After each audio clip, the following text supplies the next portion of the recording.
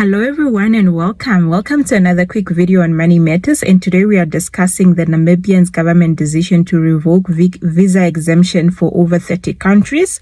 And if you are a traveler, you would have sighed a sign of relief, because really it's unfair that Namibia gets to extend these benefits to these countries but they don't reciprocate the same for us. We have to pay large sums of money to enter those countries.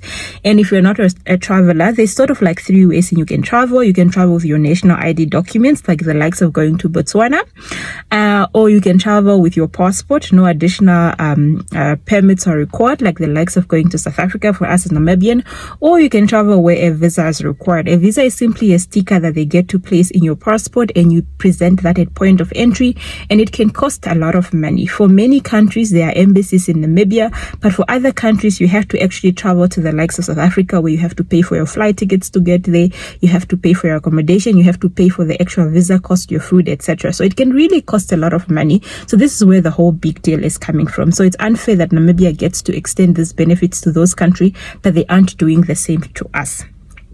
So what exactly does this then mean for the economy at large? So for many of the people, the biggest sector that is going to be impacted is tourism. We do know that tourism took a big knock because of COVID, and they were currently on their way to recovery.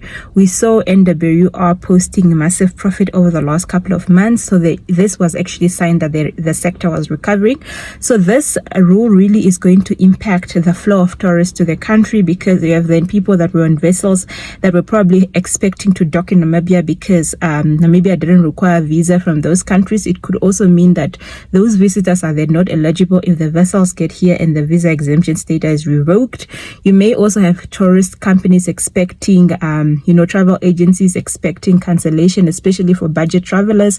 If people didn't budget for these visa costs, then you could expect people either cancelling their trips entirely or extending their trips out, and also delays at in approval of these permits.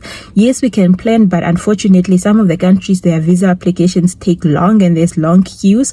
So that could also mean that people will have to shift out their travel in accommodation to these anticipated delays. So really that is what it means, and the sector can expect maybe a decline in tourists, especially the biggest tourists that were coming from the UK, which is one of the countries that was on the list for the visa exemption countries. So really, this is what it means. It's going to impact the tourism sector. People are concerned about employment in that sector. It's also characterized by small guys down the stream, like your shuttle drivers that survive on actually moving tourists, your guides at the coast that do sources flare in the likes of the tours. So it's going to have a bit of a ripple effect, but we think we are going to bounce out of it.